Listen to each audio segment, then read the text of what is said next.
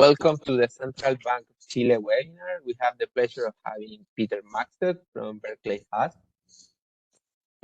Before we start, let me remind you the general format of our webinar. We try to make our webinar as close as possible to a regular seminar. During the first minute of the talk, we will make everyone a panelist, so you can control your camera and mic. So feel free to make questions during the talk. And please be mindful of the time so others can ask questions and let Peter have time to answer them. If you, Peter, can also make some pit stop along the way, that would be great. And the presentation will be until 12:50, and then we have 10 minutes for discussion. So without further ado, Peter, the floor is yours. Right. Terrific. Thank you so much for inviting me to give this talk. So the paper is called Present Bias Unconstrained, Consumption Welfare, and the Present Bias Dilemma. Hopefully those terms will make a bit more sense once we've gone through the paper. All right. So the starting point for this paper is that there's lots of empirical evidence in both the lab and in the field that consumers exhibit present bias. And by present bias, you may have also heard this referred to as beta delta preferences, quasi-hyperbolic discounting, present focus. For me, these are all broadly the same term. And essentially, they mean that consumers face a self-control problem. All right, and in consumption saving models, like I'll be studying today, what that self-control problem means is that consumers overconsume and undersave relative to their long-run preferences. Now, despite the empirical evidence in support of present bias has really only rarely been incorporated into the consumption saving models that macroeconomists typically use. And I think the basic reason for this is that the literature is stuck at an impasse. All right, so while present bias has been shown to produce realistic and interesting behaviors in certain simplified environments that can be solved by hand, more broadly, models with present bias are just very difficult to characterize in practice. The reason for that is that once you allow the agents to have any sophistication of their present bias, any awareness that they disagree with their future selves' decisions, then you have to model consumption and saving decisions as a dynamic game that the current self is playing against their future selves, and characterizing the equilibrium to that game is often just quite difficult in practice. The goal of this paper is to argue that recasting present bias in continuous time provides a path forward around this impasse. All right, and in particular, this paper develops analytical and numerical methods to tractably solve models with present bias. Before jumping into exactly what those methods are, let me just mention that this is basically a reinterpretation of a technique that was first developed in a Harrison-Leibson 2013 QJE paper. What I'm doing here is reinterpreting their technique under a different set of assumptions in order to get a new set of economic results. All right. So where am I going to go with this? Well, I'm going to argue that continuous time allows us to make progress on key open questions. And in particular, I'm going to be able to provide closed form expressions characterizing how present bias affects consumption and saving, how present bias affects the demand for liquid assets, how sophistication versus naivete about present bias affects consumption and savings decisions, how present bias affects agents' welfare, and how present bias affects the desirability of policy interventions. So you can really see already just how powerful this continuous time toolbox potentially is. Moreover, these results are going to hold not only in kind of simple, stripped-down models, but also in a rich economic environment that allows for stochastic income, multiple assets of varying return and liquidity properties, and high-cost borrowing. And so the goal of this paper is really to bring our theoretical understanding of present bias to the sorts of frontier models that are now being used in the consumption literature. So that's the goal of today's paper. Let me just briefly mention what I'm not going to talk too much about. I'm not going to talk too much about why we want to add present bias to our models. There's going to be a little bit of that, but the main focus today is going to be on how to add present bias to our models. All right, I'm also not going to talk too much about heterogeneous agents or general equilibrium. I'm going to focus on the consumption and savings decisions of just a single agent. The reason for that is that characterizing the consumption and saving decisions of a single agent is where the difficulty of present bias arises. And once I show you how to tractably characterize any individual agent's consumption and savings decisions, the basic argument that I make is that expansion to heterogeneous agents or aggregation to general equilibrium are going to follow, essentially standard practices. So that's where I'm going. Let me now kind of start to sketch out the model of household balance sheets that I'll be focusing on, but also let me just pause here briefly in case anybody has any questions. Peter, I have a question. Are you going to discuss then anything about aggregates? Because you say you're not going to be talking about current equilibrium, but we'll be able to say something about how this present bias may affect, the aggregates. Great. So that'll show up a little bit as kind of implications of some of my results, but I'm not going to really explicitly talk too much in this paper about aggregation. But I'm happy to chat offline as well or after the talk, because in some other papers we've done some aggregation of these heterogeneous agent models with present bias, understood some of the results. So if anything specific comes to mind, just jump in and ask me. I'm happy to. Thank you. Awesome. Perfect. All right, so let me talk about the model of household balance sheets. So for today's talk, I'm going to study what I'll call a flexible two-asset model of household balance sheets. Those two assets are going to be a liquid asset and an illiquid asset. And basically the idea here is to roughly present a model that's similar to the household side of the Henk model you may know by Cappenmoll and Violante. All right, so Y is going to denote the household stochastic income. And that can follow an arbitrary Poisson process, with the one restriction being that the minimum income state is weakly positive. B denotes the household's liquid wealth. So B is the liquid asset. And you can see here that I'm specifying the return on liquid wealth flexibly. All right, so in particular, if liquid wealth is positive, I'm assuming that the household earns a constant return of R. And think of that as like the low return that you earn from putting money in a bank account. If liquid wealth is negative, I'm introducing this penalty borrowing function, W of B, that basically allows me to flexibly introduce penalty borrowing rates. Now that W of B function is, as I said, going to be fairly flexible. Basically, the one restriction is that it's going to be continuous. But the model that I want you to have in mind is potentially as the agent borrows more, the cost of their borrowing goes up and up and up. A is the second asset. A denotes the household's illiquid wealth. And just for simplicity, I'll assume that follows a geometric Brownian motion with some expected return of RA and some volatility of sigma A. And it's illiquid because deposits or withdrawals to that asset, which I'll denote by D, are going to potentially require some flow transaction cost of chi. All right, so just putting those words into a bit of math, here I'm showing the dynamic budget constraints in this model. So the first line gives you the evolution of households' liquid wealth, and the evolution of their liquid wealth, VB, is equal to their income flow Y, plus any interest earnings or payments on their liquid wealth, minus deposits to the illiquid asset, or withdrawals, if D is negative, minus any transaction costs for those deposits or withdrawals, and finally minus consumption outflows. Second line tells you the evolution of households' illiquid wealth. The first term here is the stochastic return that they earn on their illiquid wealth at time t. The second term is any deposits or withdrawals to that illiquid asset. All right, so I'm going to assume that households potentially face a borrowing constraint. So liquid wealth has to remain weakly above B under bar. And I'm going to interpret illiquid wealth as net holdings of illiquid wealth, giving me the kind of natural constraint that illiquid wealth is weakly positive. All right, so that's the basic household balance sheet model. Again, it can be generalized in a bunch of ways if anybody's interested, and again, I'm happy to talk about that offline. But basically, what I'm trying to capture here is a fairly rich and flexible two-asset model that kind of should roughly look familiar with what economists in the literature are studying these days.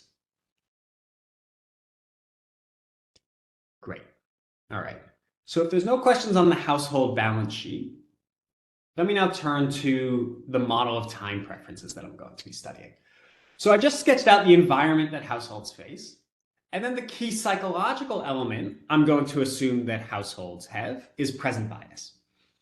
So starting in discrete time as a warm-up, which is probably the model of present bias that you're most familiar with, essentially all that present bias means is that the current self discounts all utility that's experienced later instead of in the present by an additional discount factor of beta. All right. So this formula in the middle of your screen here is the formula for the present discounted value of utility for a present biased agent. Utils in the current period get a full weight of 1. Utils earned at any time in the future are discretely discounted by beta before delta is your standard exponential discount factor governing any longer run discounting. Now, any model of present bias also requires an assumption about beliefs, because a model of present bias also requires an assumption about what the current self believes about the present bias of their future selves. Throughout this paper, beliefs are going to be specified flexibly. So I'm going to let beta E denote what the current self perceives about the present bias of their future selves. And beta E is going to be specified flexibly. So it's going to range from full sophistication, which is beta E equals beta, meaning the agent is fully aware of the self-control problems they're going to continue to face in the future. They're fully aware of the fact that they disagree with their future self's decisions, all the way up to full naivete, which is beta E equals 1, where the agent knows that they're present biased today, but they think that starting in the future, they're going to be able to exhibit self-control. All right. Now, sadly, I don't actually study that discrete time model in this paper. Instead, I study a continuous time implementation of present bias known as instantaneous gratification. How do I get to that continuous time model? Well, I start from discrete time, and then I shrink the length of time that each self lives down to just a single instant of dt. All right, so here on the left, I'm showing you this instantaneous gratification discount function mathematically. You can see a util in the current instant earns a full weight of 1. Utils earned any instant in the future are immediately and discretely discounted by beta before rho is the exponential discount rate governing any longer run exponential discounting. All right, on the right, I'm showing you these discount functions graphically. So the black curve, that's your standard exponential discount function that you're used to working with. The red curve, that's your instantaneous gratification discount function. And in particular, you can see a discontinuity at time 0, indicating that utils earned any instant in the future are immediately and instantaneously discounted by this discrete discount factor of beta. All right, so why this continuous time setup? If it's looking a little bit weird to you, that's good. It is a little bit weird. Let me emphasize, this is not a psychologically realistic model of household preferences. And by that, I mean, we don't think that utils earned between now and when I finish this sentence are already discretely discounted by beta. But the lab evidence on present bias suggests that present bias operates at a fairly high frequency. All right, so we tend to think that the length of now relative to later lasts for anywhere from as short as maybe a minute or two to as long as maybe a week or two. All right, so we tend to think that the length of now is fairly quick.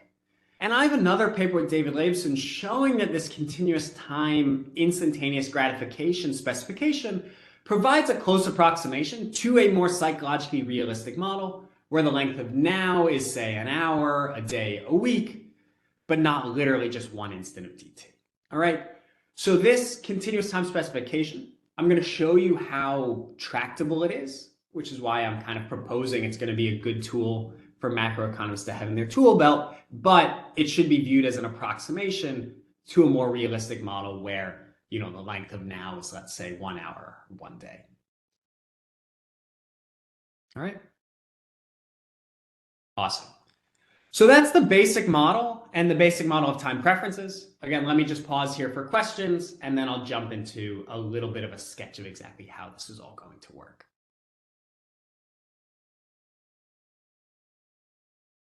Awesome. All right. So let me now just sketch out the continuous time technique. And again, you know, for the details, I'm happy to chat offline about it. The goal here is to basically just show you roughly how this is going to work with an eye towards eventual applications. All right. So the results in this paper are going to depend on 2 key assumptions in addition to this continuous time model with present bias. The first assumption, which is hopefully the more standard one, is CRRA utility. All right, the standard utility function with gamma here denoting the coefficient of relative risk aversion. Why I need the CRRA assumption is that when utility is CRRA, I'm going to be able to reverse engineer what I'll call a U-hat agent.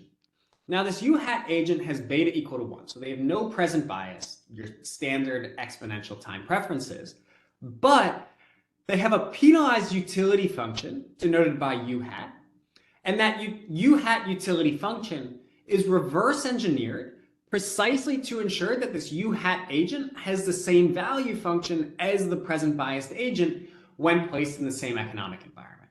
All right, now this U hat construction, that comes entirely from this Harrison-Leibson 2013 QJE paper. Mathematically, this U hat construction is super helpful. Why? Because once we have this value function equivalence property, we can characterize the present biased agent from that time consistent U hat agent. The reason I say this is mathematically super helpful is that characterizing the present biased agent's equilibrium is solving the equilibrium of a dynamic game that they're playing with their future selves. And that's just kind of difficult to think about, difficult to solve. With this U hat agent, we can convert the present biased agent's dynamic game into a standard optimization problem for this U hat agent, with the one caveat being that this U hat agent has a weird utility function.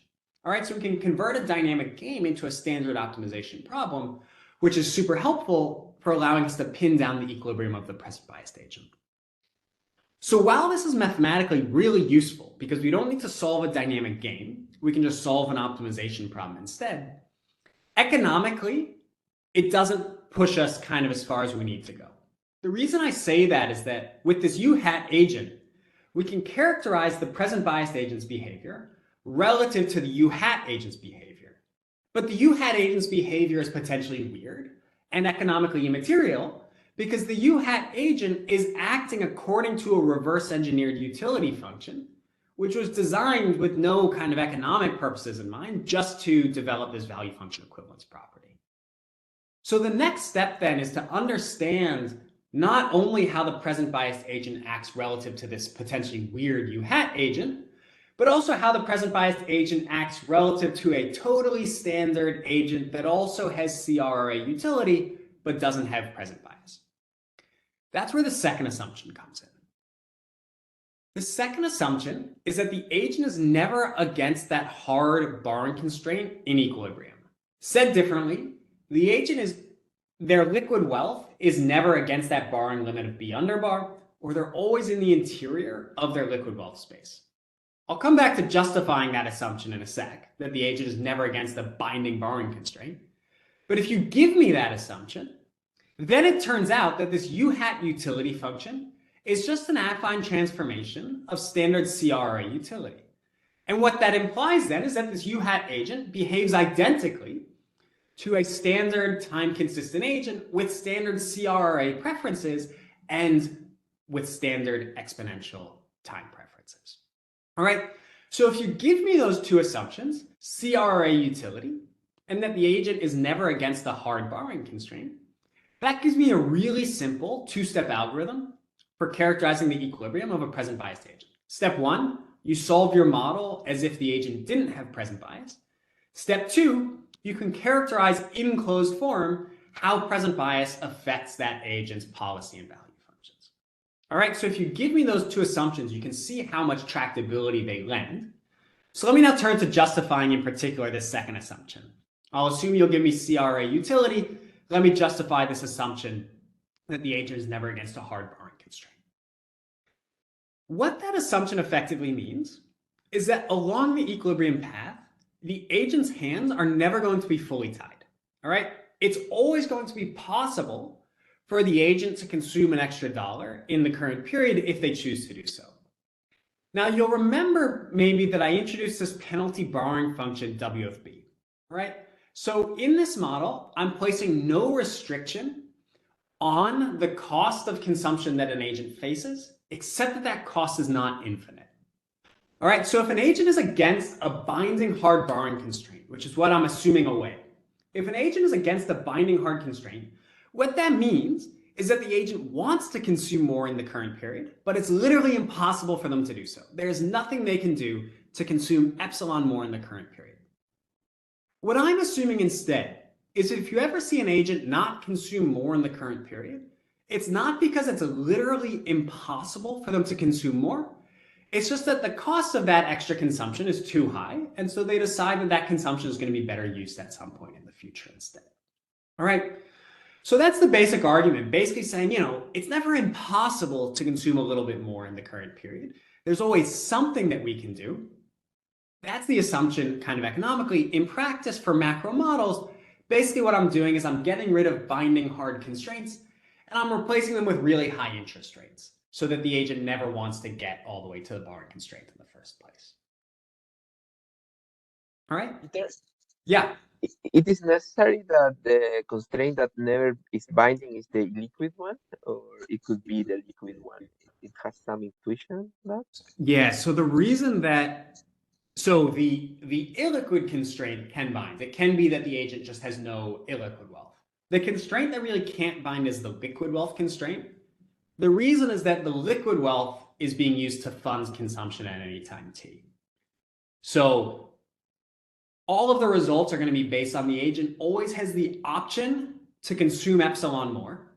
And if consumption is funded from the liquid asset, having the option to consume epsilon more means you're never against the binding hard constraint in the liquid asset. So you always have the option to, consume epsilon more if you choose to do so. That's the basic idea for why it's the binding constraint on the liquid asset that's super important.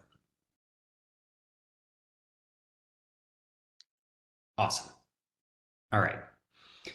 So if you give me those two assumptions, CRA utility and never against a hard borrowing constraint in equilibrium, now I'll turn to, arguing for how powerful those two assumptions can be. Before I get there, let me just kind of briefly summarize where we're at so far. What I've built up is, I hope a pretty economically rich model of household balance sheets. Income can follow an arbitrary Poisson process, and you can have a lot of income states, a rich structure for switching between those income states. So you can capture, pretty rich income processes. The model allows for penalty borrowing rates to capture things like credit cards, payday loans, etc., which is at least kind of the scope of the unsecured borrowing market in the US. And the model allows for multiple assets of varying return and liquidity features. So here I'm studying just two assets, a liquid asset and an illiquid asset, but you could imagine enriching that if you wanted to.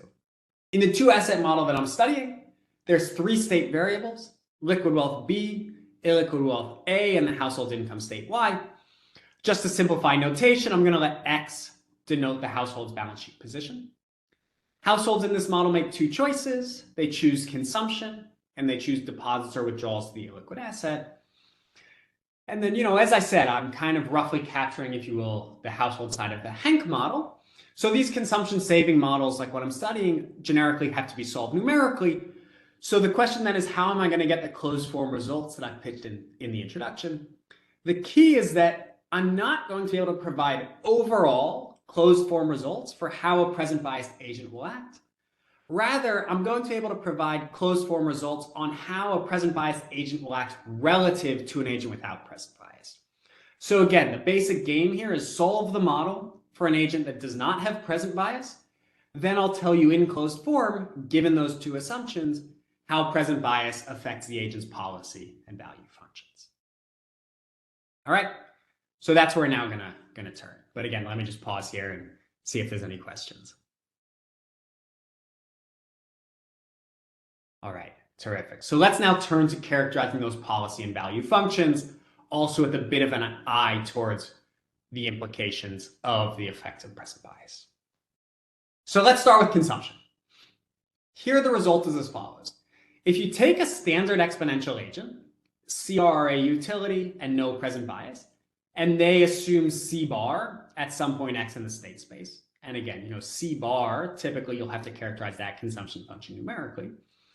Well, if a standard exponential agent consumes C bar at some point X, a present biased agent instead consumes a multiplicatively scaled up version of that exponential agent's consumption, where the scaling factor is given to you by the term in brackets. Now, unfortunately, the scaling factor is maybe not the most intuitive thing. If you play around with it, you can start to get some comparative statics on it. But if you want some simple intuition, in the case of log utility, which is gamma equal to 1, you get that the present biased agent consumes 1 over beta more than the standard exponential agent. All right, so remember that beta equals 1 is no present bias. As beta goes down, the agent is more present bias. So unsurprisingly, with this scaling factor here, as beta goes down and you make the agent more present biased, they overconsume by more relative to how they would behave if they didn't have present bias. So it's a nice closed form result, but it should be fairly intuitive, right? Present bias makes you want to bring utility into the present, so you overconsume relative to how you would behave if you didn't have present bias.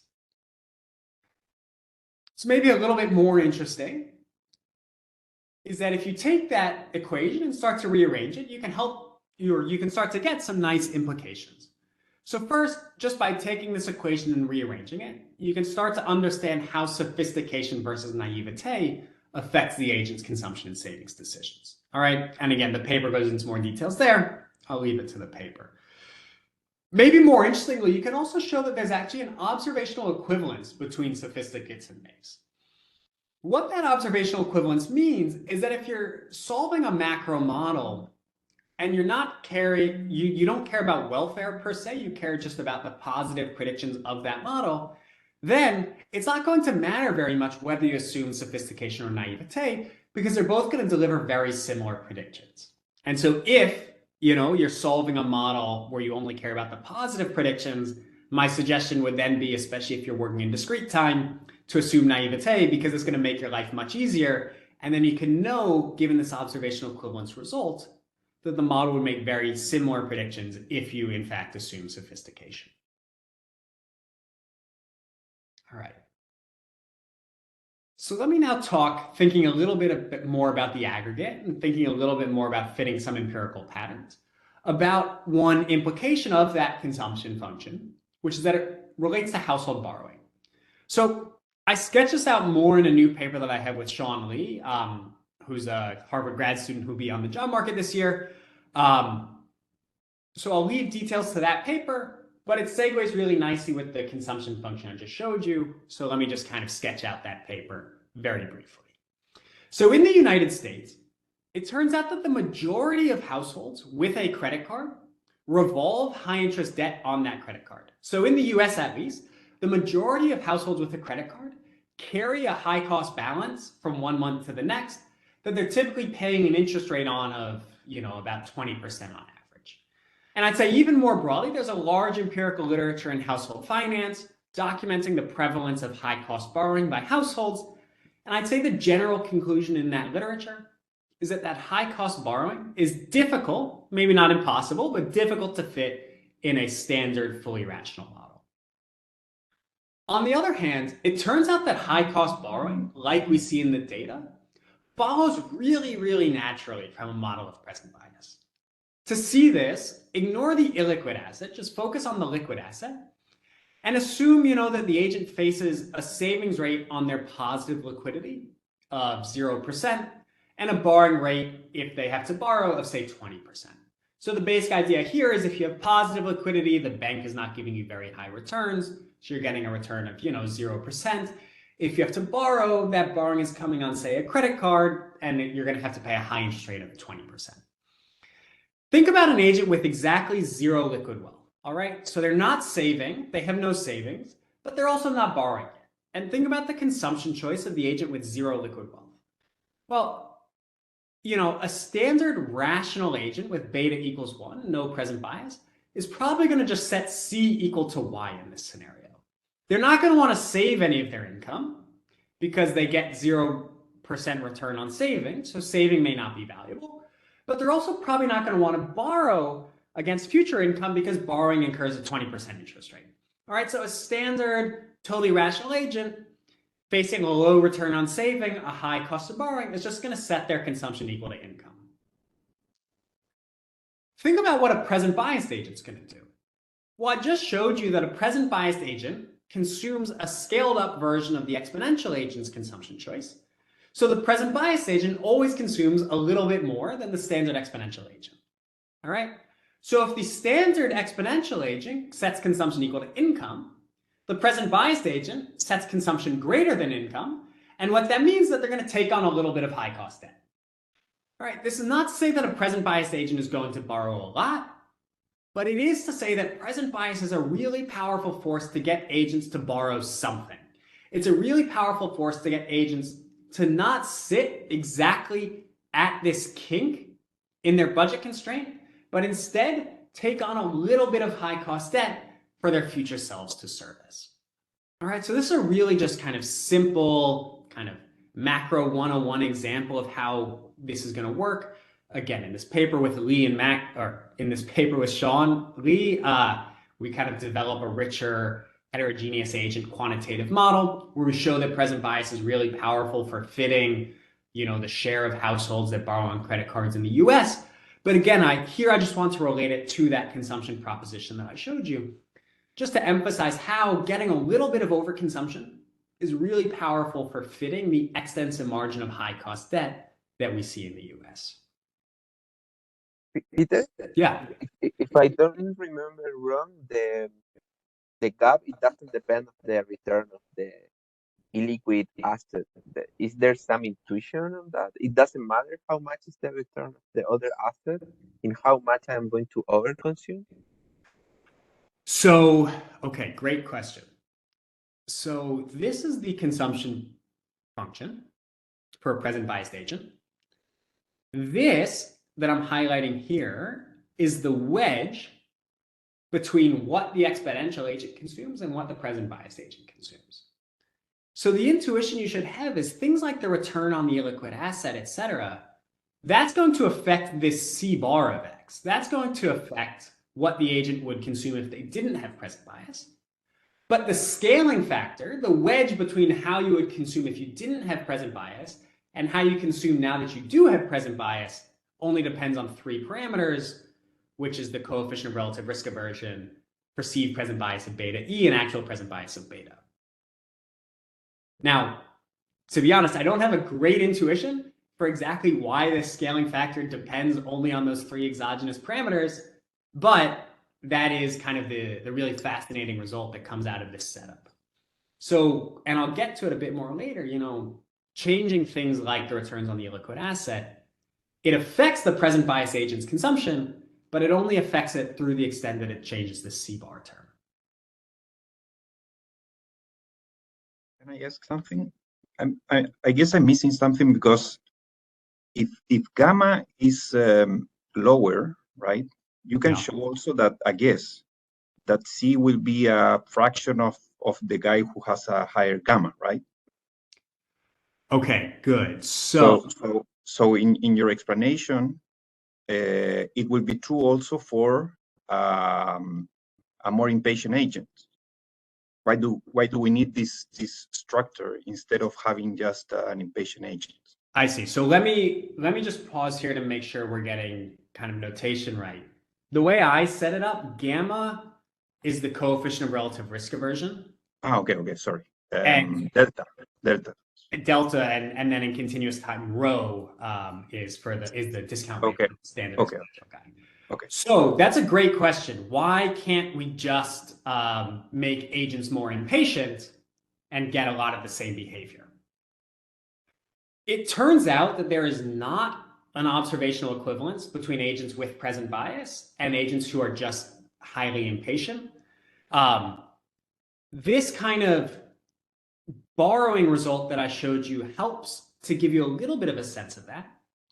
So if you think about this simple result that I showed you here, where the return on savings is 0% and the cost of borrowing is 20%, if you want to get a fully rational but impatient agent to borrow, you're going to need to set rho, the discount rate, to be greater than 20%. What I'm claiming here is that with a low discount rate, say rho equals 3%, but beta equals 0.99 instead of 1, I'm going to be able to get a little bit of borrowing. So this is one little sketch of how present bias differs from just making more agents more impatient. And actually, it's a really nice segue to my second result, which is the Euler equation, which again, you'll see how present bias differs from just making agents more impatient. Okay, yeah, I see it. But still, I don't get the explanation for the result, because in both cases, you will have some C of X, a fraction of C bar, right? Yeah. You are using that to show the result later. Yeah. I see that the guy who is more impatient will be on the king, right?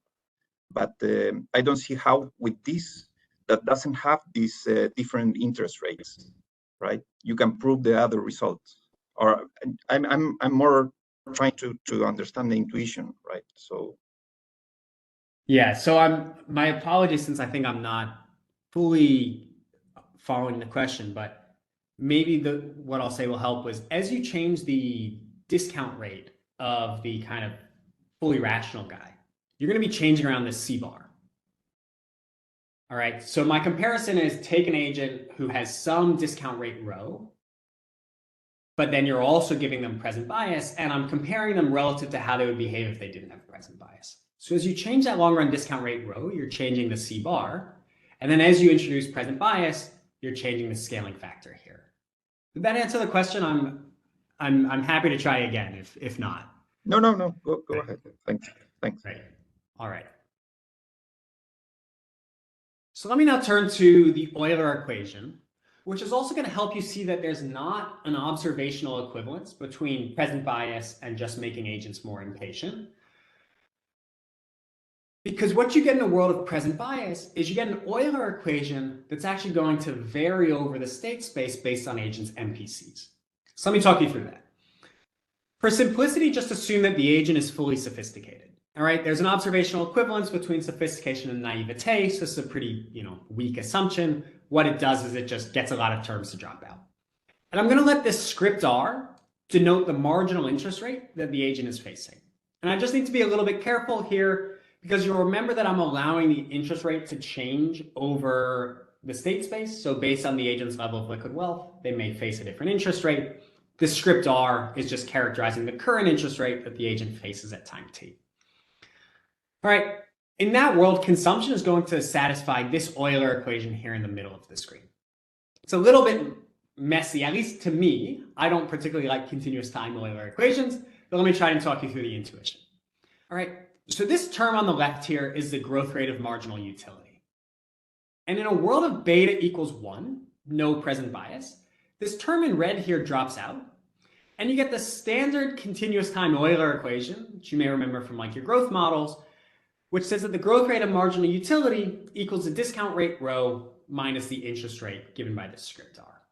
All right, so with beta equals 1, you get your standard Euler equation. Once you introduce present bias, you get back this term in red. And what this term in red is telling you is that the growth rate of agents' marginal utility depends not only on their discount rate rho, but also on the slope of their consumption function with respect to liquid wealth. That's C sub B. You should interpret that as the agent's MPC. All right. So if you think of the term in brackets as the agent's overall effective discount rate, it's their real discount rate rho plus some wedge that I'm highlighting in red. The agent's effective discount rate is not constant in this model, as it would be if agents were standard exponential discounters. Rather, their effective discount rate varies over the state space based on their MPC. The intuition for this is that the agent's MPC is a measure of the extent to which they disagree with their future selves. All right, so remember that these present biased agents are locked in a game with their future selves where they think all of their future selves are going to overconsume. Now think about the current self's incentives if they set aside a marginal dollar of savings. If the current self sets aside $1 of savings and the MPC is large, the slope of the consumption function is steep. What that means is that the current self is not going to be very happy because they're going to set aside $1 of savings, but they're going to know that their future selves with that high MPC are going to really quickly consume out of those future savings. Right? So if the MPC is large, the current self is not going to like saving very much because the current self is going to say, it's not worth it for me to save. Savings gets quickly eaten by my future selves who are over consuming anyway, so I'm going to consume that dollar instead. All right, so if the MPC is large, what you get then is that term in brackets is going to be quite high, and present biased agents are going to act relatively impatient. Alternatively, if the MPC is low, the current self is going to like that, because now the current self is going to think, well, if I save $1, the MPC is low, so my future selves aren't going to consume much of that dollar, and a lot of those savings are going to get passed far into the future. Current self likes that, so when the MPC is low, they now have a higher incentive to save. This wedge in red becomes much lower, and the present biased agent is going to act as if they're relatively more patient. All right, so what you get then is that how the present bias agent acts, are they impatient or are they patient? It varies over the state space and it varies based on their MPC. Now, in the incomplete markets models, like I'm kind of roughly building up here, the basic intuition is that the consumption function tends to be concave, right? So the consumption function has a steep slope and MPCs are high when households have low liquidity, and then the consumption function levels off and MPCs are low when agents have high liquidity. What that means in a world of present bias then is that agents are going to act relatively more impatiently when their liquidity is low, and then relatively more patiently when their liquidity is high.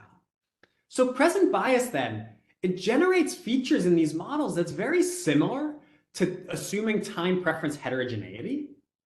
The difference is that present bias generates endogenous time preference heterogeneity within individuals based on their level of liquidity, rather than just exogenously imposing preference heterogeneity across individuals.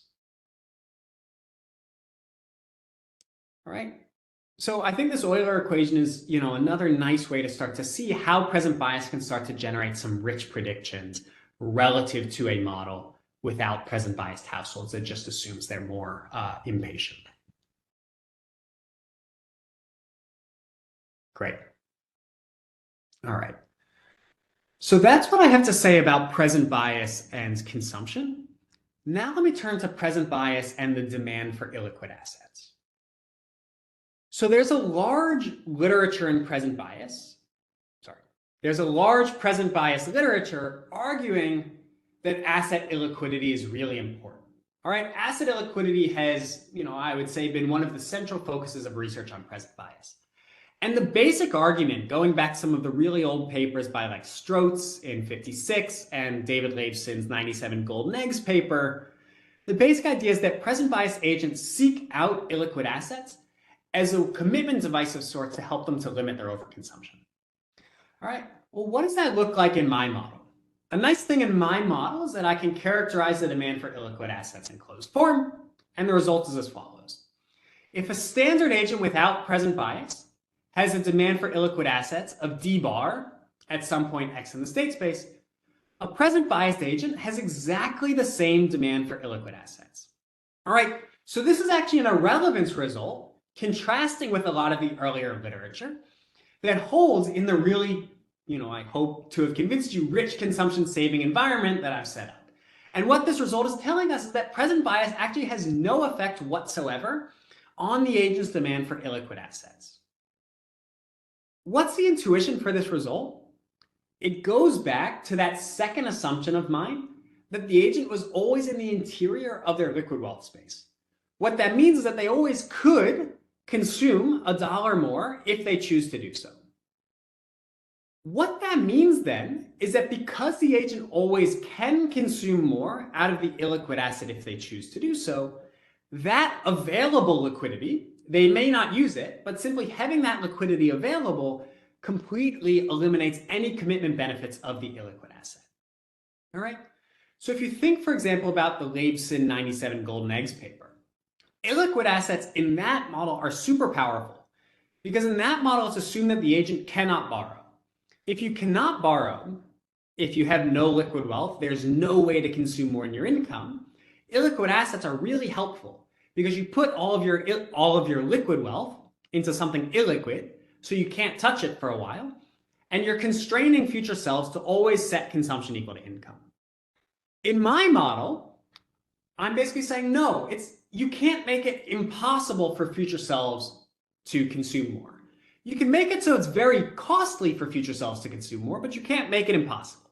And it turns out that that makes all of the difference in terms of whether or not illiquid assets actually have commitment properties.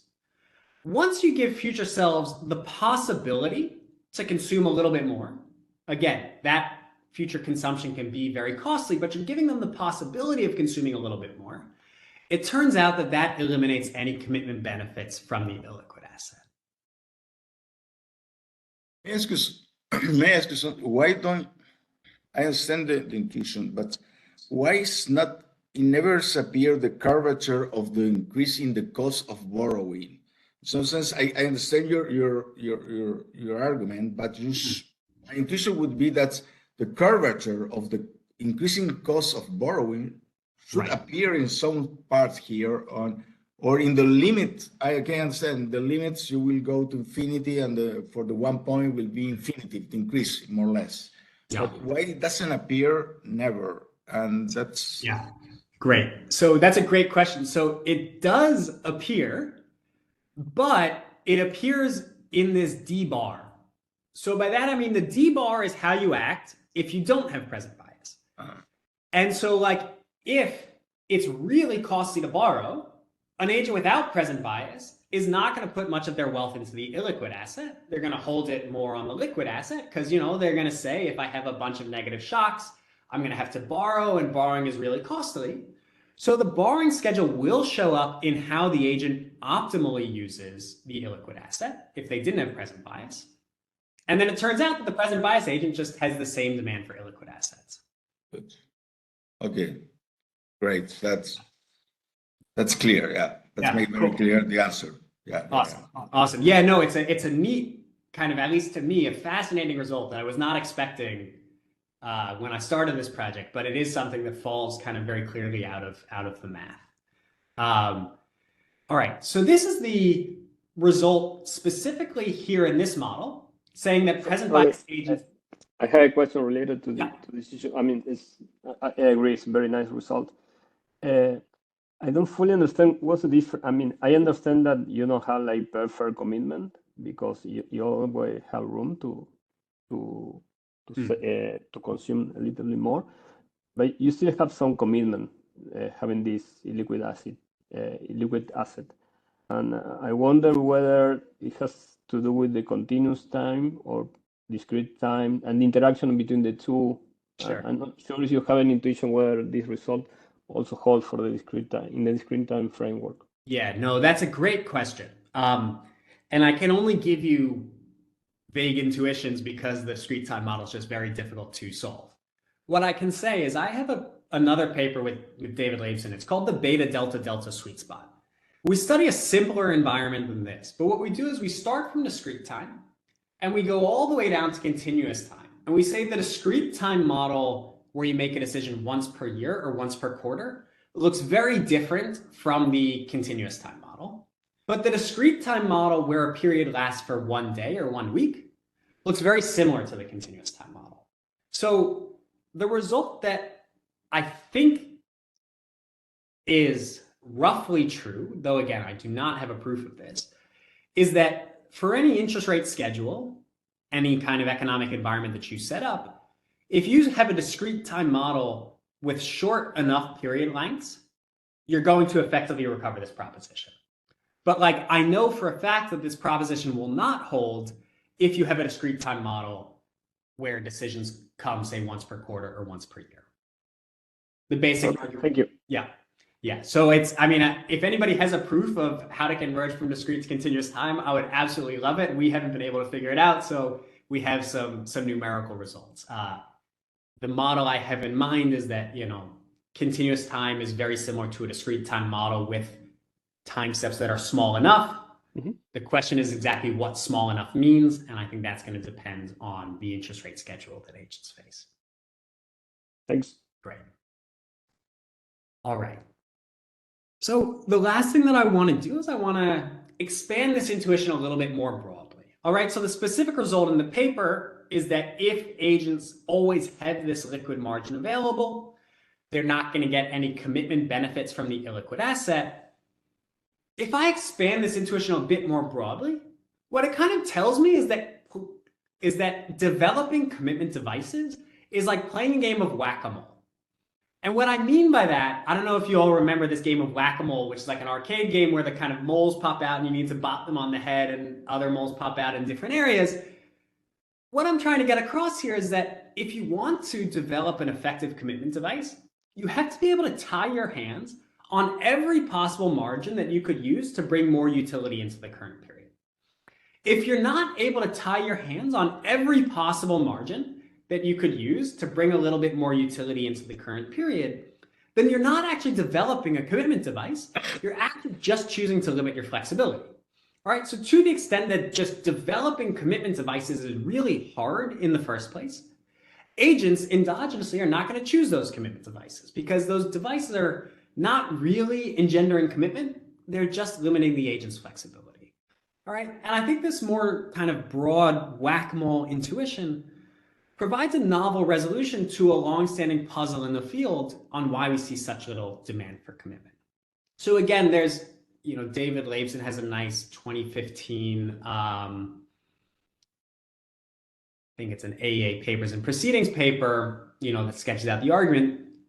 The basic problem in this present bias literature has been that if agents have these self-control problems, there's a question of why we don't see much more demand for commitment. One answer is that agents are naive about their self-control. One answer is that agents kind of demand flexibility.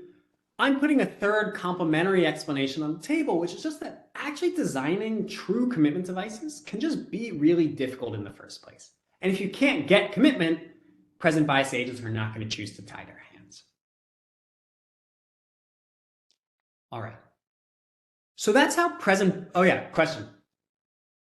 Yeah, sorry. So one quick question. When you say little commitment, I mean, what are we thinking? I mean, in your model, like illiquid assets, are not a useful commitment device. Yeah. But that's a model result. And when we look at the data, we see demand for the illiquid assets. So, I mean, in the model, that's not a useful commitment. But when we say empirically we don't see commitment in the field, what are we thinking about? What kind of evidence? Right. Okay, great. So for the illiquid asset, the fact that they don't have an extra commitment value, doesn't necessarily mean that agents can't demand them. At least in the US, people demand illiquid assets because, potentially they get an employer match for putting money in a retirement account. They get leverage in the case of buying a home, which is potentially beneficial. They get tax advantages in IRAs and 401ks. So there's pure high return reasons why agents may want to invest in an illiquid asset. More broadly, when we say agents don't really demand commitment devices as much as you'd expect, here I'll be a bit more heuristic, but I don't exercise as much as I want to. I haven't signed a contract with, my future selves to make sure that I exercise 4 times a week, let's say. I eat less healthy than I want to. I'm not signing contracts with my future self forcing myself to eat more healthy. In a world of present bias, you're always consuming more than you should. And you'd love to be able to tie the hands of future selves and commit them to eat more healthily, go to sleep earlier, procrastinate less, exercise more, etc. But we don't see those commitment contracts being all that common. They exist, but I think most behavioral economists would say they don't exist as much as you'd expect, given a model of these constant self-control problems. Great. All right. So far I've characterized the policy functions, right? Agents make 2 choices. They choose consumption. They choose the demand for illiquid assets. And I showed you how present bias. May I ask you something? Coming back to the previous, in some sense, okay. Maybe how sensitive is this D bar to the curvature of the penalty to borrow? Yeah. Because if this D bar is very sensitive, in some sense the commitment is there. Right. It's in the D bar. In some sense, this. Yeah. Great. It's not in the other part, but it's in the D bar. So sure. In your model, the commitment is still there. So great. Okay. So how sensitive is this D bar to economic variables? I don't know. But in your point, in the model, your model is very crucial, the curvature of the increasing cost of borrowing. Okay. Sure. So my point is, how sensitive is the D bar to this curvature? Because if it is very, very sensitive, you will have that at the end of the day, the commitment is not coming with your first parameter, but it's coming inside the D bar, that you're introducing something that is not so economically clear, It's a trick to have the solution, but it's a trick that is changing the bar also. So the commitment is there. Okay, so that's a great point. Let me get to the welfare results. And you're right that it's on some level just definition.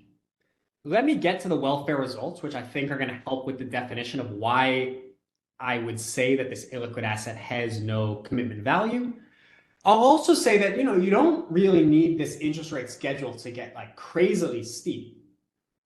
I would argue that the basic interest rate schedule that households face, at least in the US, is going to effectively give that to you. And, I can make a empirical statement, which is that, credit cards have an interest rate of 20%, payday loans have an interest rate of about 400%. 400% interest rate is already going to probably keep you off of borrowing as much as absolutely possible. There's also just the more introspective point, which is that while I can't rule out scenarios where it's literally impossible for you to consume an extra dollar, and certainly that is a possibility, I think that most of the time there's something that can be done to consume one extra dollar, which would also then suggest that just empirically agents are in the interior of their liquid wealth space. Yeah. But let me now keep going with the welfare results to help to further clarify why I'm viewing this as not having commitment value. Great. All right. So let me now talk about the welfare cost of present bias. So we've characterized policy functions. Now we can also characterize how present bias affects the value function. And here, the thought experiment that I want you to have in mind is as follows. I am going to give you some commitment device of sorts that causes all of your future selves to act with full self-control, with beta equals 1. But in exchange for giving you that really powerful commitment device and getting rid of your present bias, I'm going to charge you a perpetual consumption tax of tau. All right, this tau that I'm showing you on the screen here characterizes the maximum consumption tax that agents should be willing to accept in order to get rid of their present bias.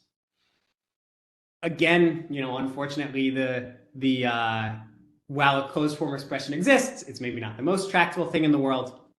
One thing that I want you to take away just staring at it is that it, again, only depends on 3 parameters: the coefficient of relative risk aversion gamma, perceived present bias beta E, and actual present bias beta. All right. And if you want to get more intuition for that closed form expression, and you're like me, you can just plug some numbers into it. And what you find if you plug some numbers into this equation is that in general, the welfare cost of present bias can be quite large. So in a reasonable, but I think a little bit conservative calibration, we're going to set the coefficient of relative risk aversion gamma equal to 2. I'm going to assume the agent is sophisticated with a beta of 0.75. That implies that the welfare cost of present bias is equivalent to a perpetual consumption tax of 2%. I have another paper where we structurally estimate households' present bias parameter beta, assuming naivete, using their life cycle consumption and savings choices. We assume a beta of 0.5. If the agent is naive with a beta of 0.5, that implies the welfare cost of present bias is equivalent to a perpetual consumption tax of 17%. All right. So if you kind of remember the welfare cost of business cycles literature, and some of Bob Lucas's seminal contributions there, these numbers should kind of jump off the page and really tell you that the welfare cost of present bias is on the same order of magnitude, if not orders of magnitude larger than the welfare cost of business cycles. All right. So this is really telling us that present bias is potentially a quite costly bias that we may want to do something about. May I ask you something? I'm not in this literature at all. How you can compute welfare costs? Because in the to understand which is the contrafactual, because the consumer maximizes his welfare. Sure. Great. So which is the contrafactual, is to assume that there is no bias? Right, exactly. So in a world of present bias, every self is maximizing their welfare given the choices of future selves, but they disagree with the choices of their future selves. And they disagree with the choice of their future selves in a specific way. They think that future selves overconsume, eat too unhealthily, don't exercise enough, procrastinate, etc. And so the basic stance in this literature is this is a bias. Now, again, this is somewhat contentious. So I'll say one stance in this literature is that this is a bias that we want to correct. We should choose to eat more healthily, exercise more, etc. if we could. What I'm telling you is the welfare against to have beta equal to 1. Exactly. So this is, if you think that that is the kind of correct point of comparison, this is how much present bias costs you relative to that beta equals 1 set of choices. Great. All right. So again, if you think that that beta equals 1 model is the right point of comparison, and actually we can talk about this more offline as well. I think at least in this continuous time model, it is the right point of comparison. The welfare cost of present bias can potentially be quite large. So you may be asking, well, what can policymakers do about it? And here the result is as follows. Any policy intervention that alters the income process that agents face, the interest rates that agents face, the transaction costs that agents face, any of those policy interventions, are going to improve the welfare of a present biased agent if and only if they also improve the welfare of a standard exponential agent. So this is, again, an irrelevance result that holds in this model. And it's telling you that if you're a policymaker thinking about, well, is a policy going to make my constituents better off? As that policymaker, you don't need to think about agents with present bias as being any different from agents without present bias, because any policy that makes one set of agents better off is going to make the other set of agents better off, and vice versa. The basic mathematical intuition for this result goes back to, if you look at the welfare cost of present bias, you'll remember it only depends on 3 parameters: the coefficient of relative risk aversion, your perceived present bias of beta E, and your actual present bias of beta. So if I'm moving around anything else in the model, like the income that you face, like the interest rate schedule you face, like transaction costs in the liquid asset, if I move around anything else in the model, it doesn't affect the relative welfare cost of present bias, meaning that it moves the value functions of agents with and without present bias in proportion. All right, so that's the basic kind of irrelevance result when it comes to policy. The very last result now is just that I want to put that proposition together with that corollary. So what the proposition tells us is that the welfare cost of present bias can be quite large. What the corollary tells us, however, is that self-imposed financial commitment devices like asset illiquidity or like penalty borrowing rates are not going to improve the agent's welfare. The reason is that if an agent without present bias would never choose to make assets more illiquid, or would never choose to make borrowing more costly than it already is, if an agent without present bias is not going to choose those sorts of commitment devices that economists have previously thought about, then an agent with present bias is also not going to choose those sorts of commitment devices. But if you put those two results together, you get what I call the present bias dilemma. What this dilemma is that the welfare cost of present bias is potentially quite large, but there's very little that we can do in terms of developing financial commitment devices to improve the welfare cost of our present bias. So kind of we have this large welfare cost, but there's a sense in which we're stuck with it, and there's nothing we can do to make ourselves better off. So this is, unfortunately a bit of a sad prediction that comes out of the model. I basically end the paper with this dilemma that the welfare cost of present bias can be quite large, but commitment devices are not actually going to make us any better off. But I give one potential resolution to this dilemma at the end of the paper. And that's that government interventions, or potentially private sector interventions, are fundamentally different than what a consumer can self-impose. The reason for this is that consumers can self-impose financial penalties. And self-imposing financial penalties is not going to make you better off. But a government can impose not only financial penalties, but they can also collect those financial penalties and redistribute them back to agents to offset the financial penalties that they were originally imposing. To give you a bit of an example of this, to help to kind of make it a bit more tractable, think about a consumption tax and a savings subsidy. An agent can self-impose a consumption tax. You know, they can call up their bank, I guess, and say, anytime I consume, take an extra 5% off the top. An agent can't self-impose a savings subsidy in the same way. So an agent can self-impose a consumption tax. They're going to like that consumption tax because they know that they're over-consuming. That consumption tax makes them consume less. But there's a downside to that consumption tax, which is, of course, that consumption becomes more costly. It turns out an agent is never going to self-impose a consumption tax because while they like how the consumption tax improves incentives, the costs of that consumption tax outweigh the improved incentives. But if you're a government, you can now impose a consumption tax on all of your constituents and also impose a savings subsidy such that the savings subsidy offsets the costs of that consumption tax while shifting the agent's incentives to consume less and save more in a way that makes agents in the economy better off. All right. So the paper gives a very kind of sketched out, really simple model that kind of shows how this combination of financial disincentives and redistribution can make agents better off. I think doing this in a more quantitative model is a really interesting next step for kind of what some of the tools that I'm developing in this paper, right? But the key point that I want to emphasize is that the present bias dilemma is about the inability for any individual self to develop commitment devices to help them become better off. Governments, via taxing and redistribution schemes, may still be able to help agents overcome the present bias dilemma. So in some sense, this present bias dilemma is actually a real kind of push, if you will, for governments to potentially intervene on the part of their constituents.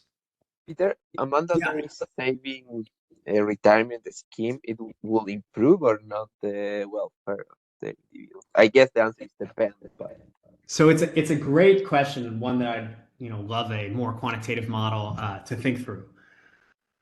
What it tells you is that at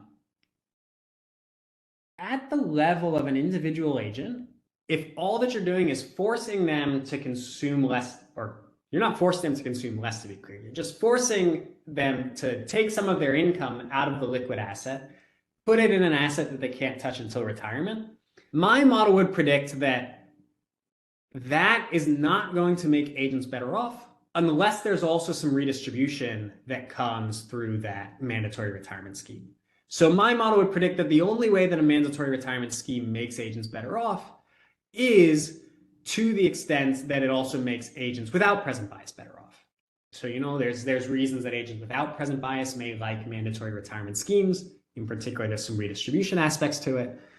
My model says that present bias agents are going to like it for exactly the same reasons and not like it for exactly the same reasons. Now, it's an interesting prediction that, comes out of the model, but I don't exactly personally know how to think about. One statement could be, well, to the extent that there's behavioral reasons agents like these mandatory retirement accounts, the behavioral reason is not present bias, it's something else, or it's present bias combined with some other behavioral factor. But if you take the model at face value, what it's saying is that if present bias agents like mandatory retirement schemes, agents without present bias should also like it, and vice versa. So that's the kind of model prediction, which is an interesting one. I have a question or a comment about the policy you propose.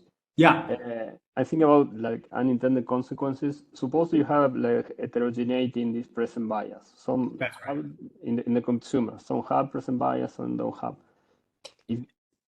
I guess if you plan to impose like this tax in the consumption and subsidy and savings, Yeah.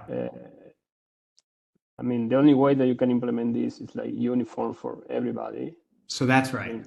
Yeah. And the ones that don't have present bias, maybe they're saved more than you want to save. So that it could be a problem with the implementation or some redistribution there going on. I don't know. No, so that's exactly right. What my model says is, if you have a tax and savings subsidy scheme, if a present biased agent likes it, an agent without present bias is also going to like it. But you're right that the agents without present bias could basically unwind it.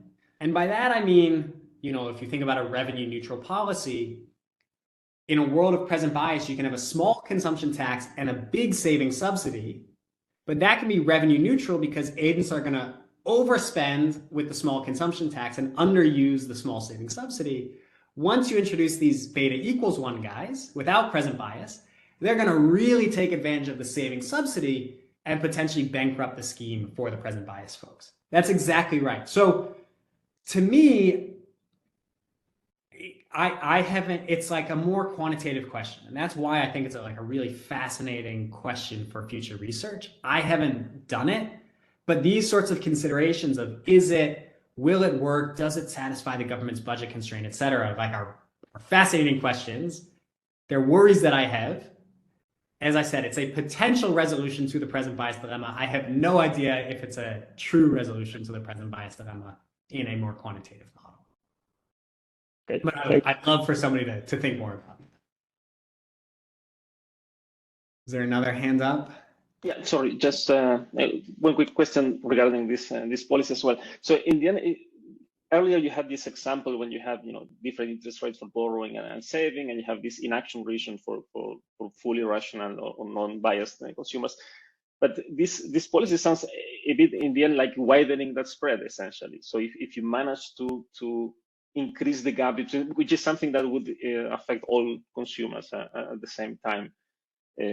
So if you find a way to widen this gap that is better for the unbiased consumer, then this would be better improving for the biased ones. That's right. No, that's exactly right. You know, so it goes back to kind of this corollary, which is, you know, anything that makes a present biased agent better off makes an agent without present bias better off, and vice versa. So the same policies make them better or worse off. And the policy that I proposed, as you said, is effectively, you know, widening this wedge. But you're again right that like agents with present bias may not take advantage of those interest rates optimally. Agents with present bias may really jump at those savings subsidies and really kind of, you know, save a lot. That's exactly right. All right. So can I ask you something? The proof, yeah. You have the same what you was saying. The proof is a global proof, or is in the range of around the optimum level? Yes. Yeah, so it's a global proof. This is a global proof for a single agent. Yeah. Okay. Yeah.